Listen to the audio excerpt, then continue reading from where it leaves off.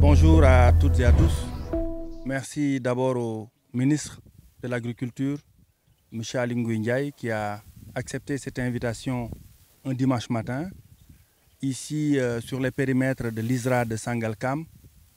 Merci encore une fois de plus d'avoir compris les enjeux actuels dans le cadre de la communication gouvernementale, mais surtout dans cette opération de relance de l'agence de presse sénégalaise. Donc bienvenue sur nos plateformes, bienvenue également sur ce concept appelé Invité de la rédaction. Vous êtes en face de journalistes de la rédaction centrale, certains qui seront sur des dépêches, d'autres seront sur l'audiovisuel qu'on est en train de relancer sur notre site www.aps.sn, mais aussi sur les plateformes digitales. Aujourd'hui, quel est un peu le niveau d'équipement ou de modernisation de l'agriculture? C'est vrai, ça va ensemble. Et là déjà, j'avoue qu'on n'a pas attendu aujourd'hui pour commencer à faire de l'équipement rural. Si vous vous souvenez, en 2012, lorsque le président avait formé son premier gouvernement, le ministère de l'Agriculture avait changé, déjà pour s'appeler ministère de l'Agriculture et de l'équipement rural. Ça veut dire simplement que le volet équipement rural était pris en charge et depuis lors, nous avons beaucoup d'investissements dans ce secteur, notamment avec la mécanisation, avec l'accompagnement dans la transformation.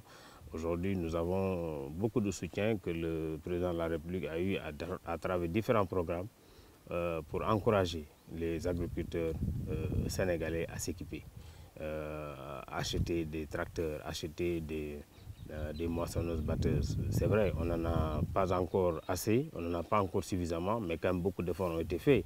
Et nous avons d'ailleurs un dernier programme qui a été lancé juste l'année dernière et nous pour lequel programme nous allons recevoir, c'est un programme de près de 80 milliards de francs CFA, c'est également une première.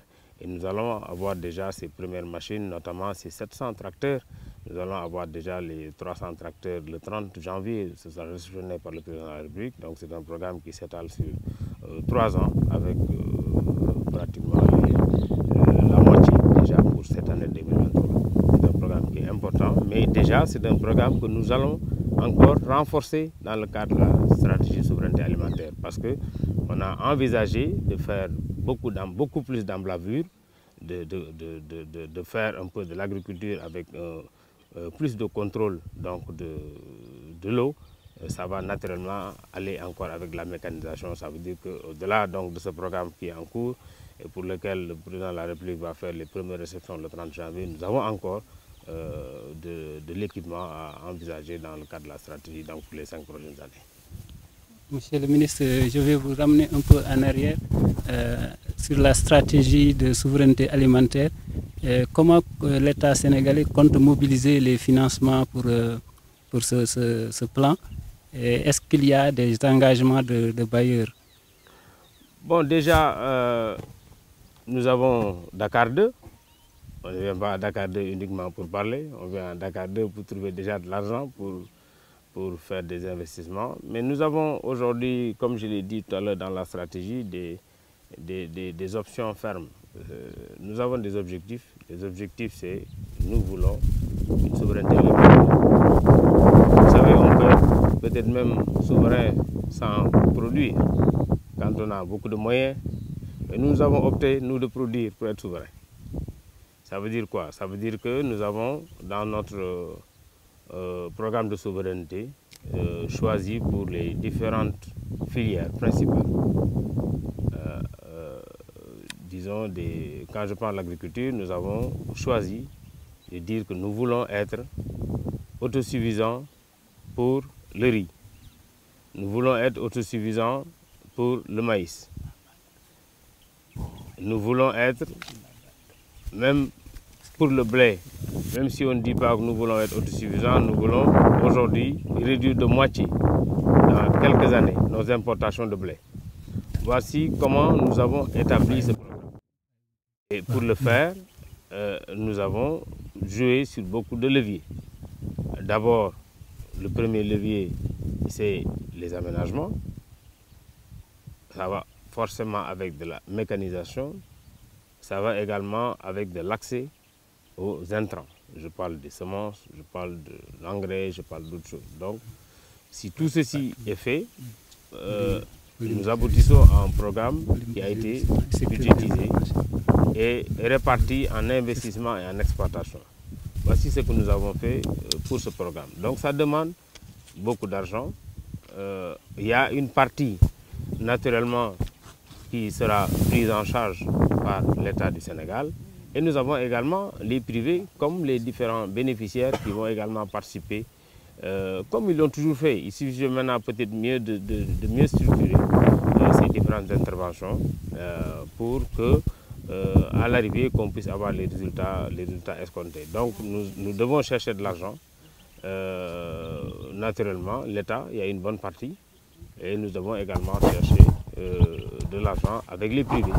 Parce qu'aujourd'hui, vous savez, l'agriculture, c'est le premier employeur de ce pays. Dans tous les cas, je pense que même si on peut discuter sur les chiffres, il n'y a pas de débat sur le concept. Parce que vous l'avez dit tout à l'heure, il y a pour chacun d'entre nous une part de ruralité. Aujourd'hui, on estime que rien que sur le secteur de l'arachide, qu'il y a plus de 6 millions de personnes qui sont intéressées par l'arachide, rien que sur l'arachide. Donc si vous regardez les autres secteurs, l'agriculture devient aujourd'hui le premier employeur du Sénégal et on l'a vu également de façon plus pragmatique avec certains projets qui ont été mis en place par l'État. Je pense à l'ANIDA, je pense au projet Agri-Jeunes. Tout ça, c'est des projets qui ont consolidé des emplois, notamment des emplois de jeunesse qui aujourd'hui ne vont pas uniquement à l'agriculture parce qu'ils accompagnent les parents, mais ils y vont pour en faire des sources de revenus et des sources de revenus durables qui les maintiennent au niveau de la terre. Bonjour, Monsieur le ministre. La prochaine rencontre de Dakar est organisée de concert avec la Banque africaine de développement. Est-ce qu'on peut imaginer que la BAD a des projets précis pour le Sénégal dans le domaine de la souveraineté alimentaire?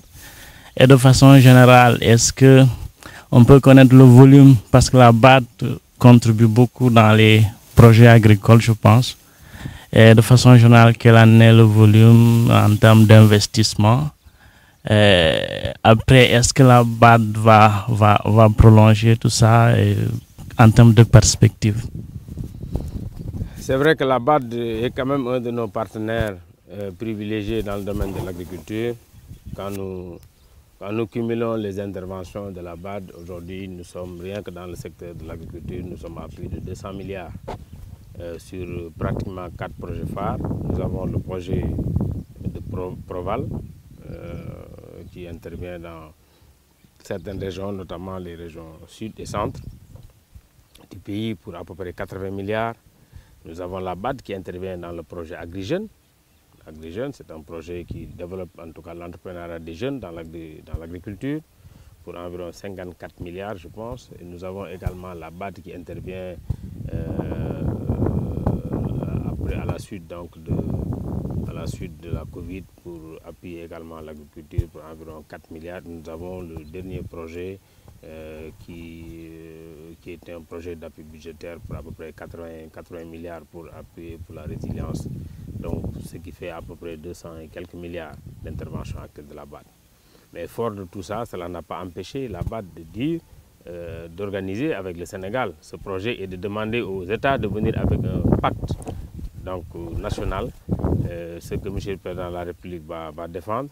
Nous allons soumettre à la BAD un pacte assez intéressant qui devrait nous aider à atteindre partiellement des objectifs assez précis pour la souveraineté alimentaire. Nous n'avons pas proposé à la BAD toute notre stratégie de souveraineté alimentaire parce que c'est quand même assez lourd, mais nous allons lui soumettre à peu près un tiers de notre stratégie alimentaire.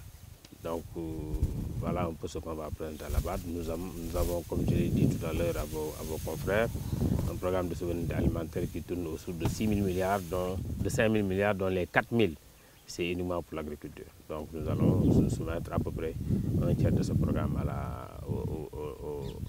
lors de Dakar 2. C'est un projet qui va être défendu par le chef de l'État. Monsieur le ministre, la campagne de commercialisation de l'arachide est marquée par le retour en force des Chinois qui exporte de grosses quantités de graines, à tel point que la plupart des huiliers ou tous les huiliers disent aujourd'hui qu'ils n'arrivent plus à faire la collecte. De l'autre côté, on sait que ces commerçants étrangers payent au plus fort ces graines et ça arrange les producteurs et les opérateurs privés. Concrètement, qu'est-ce que l'État fait pour concilier les intérêts des uns et des autres? Étant donné que les huiliers disent que la situation actuelle, l'exportation massive de graines menace la production d'huile ainsi que des emplois. De l'autre côté aussi, il y a des privés qui disent également il y a des emplois qui c'est, et il y a même risque que les Chinois ne se tournent aujourd'hui vers d'autres pays, mais quittent définitivement le Sénégal. Bon, c'est une question très délicate qu'il faut arbitrer tous les jours. Mais ce qui est important au niveau de l'État, c'est de voir dans sa globalité quelle est la meilleure attitude qu'il faut avoir. Vous savez, il ne faut pas oublier qu'il y a de cela quelques années, il y avait une mévente totale de l'arachide, au point où on avait inventé ce que les gens appelaient dans le jargon du ministère le Mbapat. Ils disaient défavorable parce que les paysans n'arrivaient plus à écouler leur production. À ce moment d'ailleurs, il y a eu d'intenses négociations pour pousser, sur la base de cahiers de charges bien établis, nos partenaires chinois qui importent beaucoup d'arachides, pas uniquement du Sénégal, de venir et d'être un secours pour l'achat de l'arachide au Sénégal. Donc si nous produisons aujourd'hui plus d'1 500 000 tonnes d'arachide, naturellement, il faut l'écoulement de ce produit. L'écoulement de ce produit, ce n'est pas forcément les unités industrielles, mais c'est une partie. Mais nous avons également d'autres acteurs et je pense que d'abord, ce qu'il faut voir ici, qui on protège, qui on doit protéger. C'est tout le monde, mais en tenant compte du rôle que chacun doit avoir. Le producteur qui produit, c'est eux d'ailleurs les numéros 1 à protéger. Et nous avons vu, malgré tout ce bruit dont vous entendez parler, cette année, les producteurs sont quand même satisfaits. Les producteurs d'arachide sont satisfaits parce que tout simplement, l'arachide, pour laquelle spéculation d'ailleurs, on avait fixé un prix de base à 275 francs, donc prix plancher, nous avons vu dès la première semaine, les producteurs vendaient déjà bord champ à plus de 300, 325. C'est vite monté jusqu'à 400 francs CFA.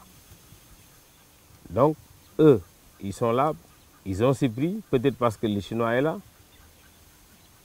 Je dis peut-être parce que les Chinois est là, parce que c'est des acheteurs, donc on les protège.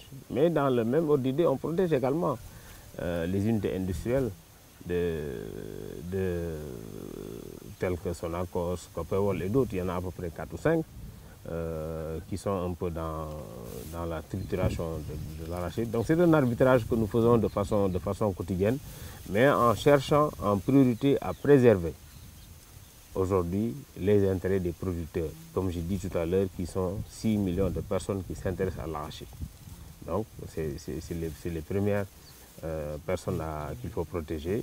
Maintenant, il faut à chaque fois trouver une conciliation entre les besoins de notre huilerie.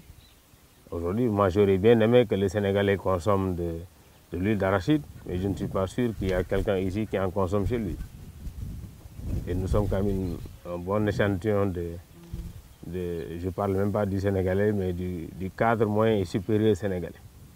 Voilà. Donc ça aussi, c'est des réalités. Donc il faut peut-être protéger également l'huilerie, il faut protéger les semences, il faut également, mais surtout, mettre en priorité ce que le président nous dit, la première cible à protéger, c'est d'abord le producteur. Et quand on protège le producteur, il faut l'aider à écouler sa production. Cette année, c'est vrai, on entend beaucoup parler, c'est vrai, on dit que l'huilerie, notamment la Sonacos, a eu des problèmes pour accéder. Bon, c'est vrai que ces derniers jours, ça bouge encore. Même nous, à un moment donné, on a eu des craintes sur la semence. Est-ce qu'on aura suffisamment de semences pour l'année prochaine? Mais bon, on a quand même fait un peu le point. Nous pensons en tout cas trouver une position qui devrait concilier les intérêts des uns et d'autres, mais en mettant au centre l'intérêt du producteur. Monsieur le ministre, en fait, de façon globale aujourd'hui, quel est le bilan d'étape de la campagne agricole 2022-2023? En fait, autrement dit, est-ce que en termes de production et de qualité, comparativement à l'année dernière, en fait, que laisse présager en fait les informations dont vous avez à votre possession? Bon, les projections nous donnent une baisse de la production d'arachide. En tout cas, si vous prenez l'arachide, d'environ 11% par rapport à l'année dernière. Déjà, nous sommes autour de 1 500 000 tonnes. Ça, c'est les projections. Je crois en ces chiffres, sinon je remets en cause les chiffres précédents parce qu'ils ont été déterminés de la même manière. Et en tant que scientifique, on ne peut pas remettre en cause des chiffres comme ça sans pour autant avoir une base scientifique acceptable pour les contester. Donc je considère que nous avons une production de 1 500 000 tonnes d'arachide cette année. C'est vrai que dans certains endroits, il n'y a pas eu une bonne production, mais dans d'autres, plus tard qu'hier, j'ai discuté avec des producteurs qui viennent me dire, alhamdoulilah, j'ai récolté quand même quelque chose cette année. Nous avons remarqué, et ça c'est juste sur le terrain, nous avons remarqué que dès que le hop est donné, peut-être même d'ailleurs avant que ça ne soit officiel, ceux qui avaient de l'argent cash ont été les premiers sur le terrain.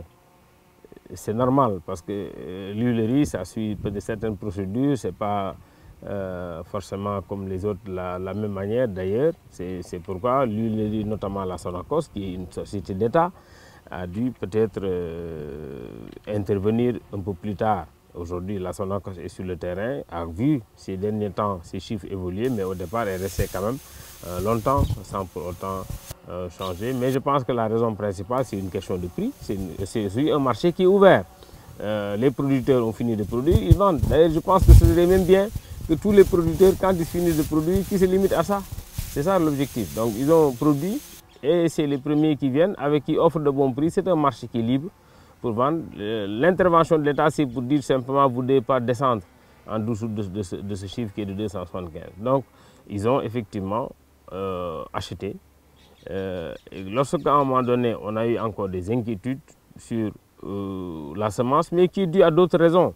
La semence, parce que tout simplement, les opérateurs qui sont dans la chaîne de multiplication de semences, aussi, à un moment donné, avaient des dettes que l'État leur devait, qui n'étaient pas encore payées. Ils devaient se faire payer pour pouvoir être accompagnés par le secteur bancaire, payer également ces agriculteurs pour récupérer la semence. Vous voyez, donc c'est une sorte de serpent qui se mord la queue, donc on est obligé à chaque fois de tourner en rond. C'est pourquoi je dis qu'il faut aujourd'hui qu'on prenne des mesures de rupture pour permettre que le producteur, surtout dans la chaîne de semences, quand il finit de produire, qu'on s'assure que celui qui doit acheter, qu'il soit en privé ou que ce soit l'État, achète. Comme ça le sécurise. Le reste là maintenant, c'est d'une production normale qui est vendue. Aujourd'hui, les Chinois, sur la base des dernières, je ne dirais pas les Chinois, je dirais les opérateurs privés à l'export. Pour l'essentiel, c'est vrai, le marché chez la Chine. Ils ont déjà, sur la base des dernières estimations qu'on a faites, collecté à peu près 50 000 tonnes de graines.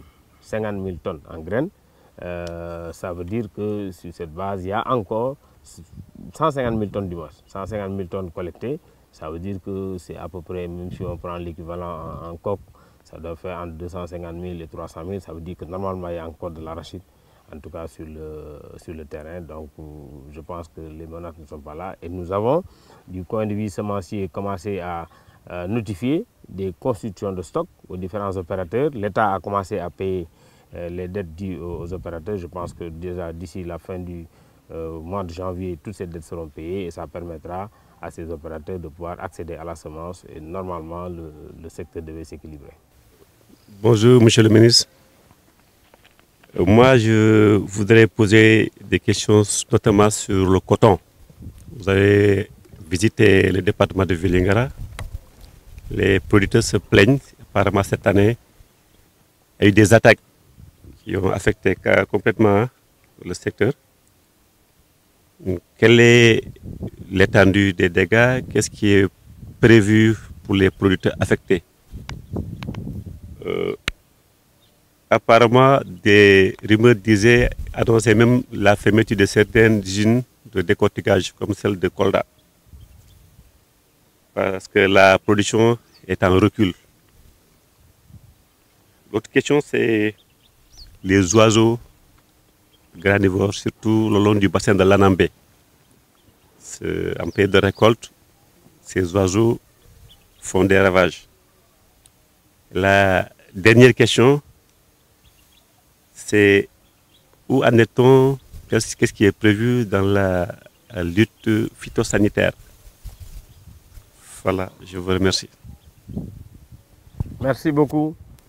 Bon, la première est également liée à la troisième. Parce que vous parlez de lutte phytosanitaire et de coton. Vous savez, le coton, ce qui est arrivé cette année, vous avez dû remarquer que c'est ma première sortie. En tant que ministre, je pense que c'est la deuxième semaine. Je suis parti à Kolda, à Kédougou. Et lorsque j'ai entendu le cri de cœur des cotonculteurs, et j'ai été sur le terrain, j'ai vu les dégâts qui ont été causés. Cette année, malheureusement, ce qui s'est passé n'est pas uniquement spécifique au Sénégal. C'est dans tous les pays producteurs de coton. Nous avons eu un insecte qui s'appelle Jacide, qui a envahi les champs au point où les estimations de production, au moment où j'allais là-bas, étaient descendues de 30 000 tonnes à 10 000 tonnes. Ça veut dire naturellement que la filière est menacée si nous n'avons que ce niveau de production. Depuis lors, tous les cotonculteurs africains sont en concertation pour pouvoir faire face à ces insectes. Heureusement, au Sénégal d'ailleurs, il y a eu quelques pluies juste après et ça a permis une certaine reprise. Mais pour autant, les objectifs ne seront pas atteints, les objectifs qui étaient initialement fixés. Nous pensons avoir finalement une production qui devrait tourner entre 15 et 17 000 tonnes. C'est toujours inférieur aux 30 000. C'est la raison pour laquelle d'ailleurs l'État du Sénégal, lorsque j'ai rendu compte à M. le Président de la République en Conseil des ministres, l'État du Sénégal a décidé d'appuyer les cotonculteurs, notamment pour les aider à faire face au crédit qu'ils avaient, parce que c'est une chaîne quand même qui est vraiment bien contrôlée au niveau avec l'implication des banques, avec l'implication de la Sodefitex. Et également, c'est une chaîne qu'il faut maintenir parce que nous avons remarqué aujourd'hui que c'est une chaîne utilisée vraiment par les jeunes et les émigrés de retour. Merci beaucoup, Monsieur le ministre. Nous arrivons au terme de cet entretien. Je voudrais vous remercier au nom du directeur général de l'APS et de la rédaction de l'APS pour votre disponibilité. Parce que ce n'est pas évident, nous sommes en week-end, ensuite on connaît votre calendrier qui est très chargé, parce que souvent on vous voit sur le terrain, vous êtes un homme de terrain, on vous a vu un peu partout à travers le Sénégal. En tout cas, nous sommes encore disposés à vous accueillir une prochaine fois, parce que l'APS, c'est vraiment, si vous voulez donner des informations, l'APS, c'est vraiment la bonne porte, quoi. Ce n'est pas faire de l'autoglorification, parce que l'APS s'intéresse aux faits, c'est une agence de presse. Et on sait aujourd'hui que les gens prennent beaucoup de liberté avec l'information, compte tenu du développement des réseaux sociaux. Tout un chacun se proclame comme étant journaliste. Et nous restons encore à cheval et nous continuerons à rester à cheval sur les principes de l'information, sur les principes de l'éthique, de la déontologie. Et je pense que nous sommes partis pour un long partenariat. Merci beaucoup. Merci beaucoup, moi je suis content. Vous êtes en tout cas la première agence que j'ai reçue depuis surtout que j'ai fait ma tournée. Mais je vous annonce aussi peut-être quelque chose. Vous savez, au Sénégal, on sera bientôt autosuffisant en bananes. Et je parle de bananes de qualité aujourd'hui. Et c'est important que vous vous intéressiez à ça. C'est vrai, là aussi, on n'en parle pas beaucoup et peut-être beaucoup de Sénégalais ne le savent pas. Et ça aussi, c'est grâce aux importants efforts que M. le Président de la République a consenti depuis 2016 pour que d'abord les champs changent l'espèce variétale. Ça, c'est d'abord la première chose. Aujourd'hui, nous avons de la banane de qualité, d'ailleurs qu'on attribue à certains pays, mais qui en définitive viennent de Tambacounda ou de Vélingara. Merci.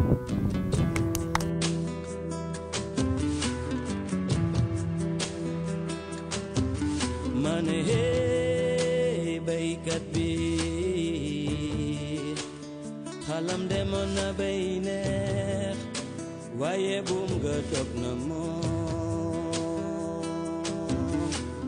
hee baykat bi xalam demoon na bay neex waaye buum nga dog na moom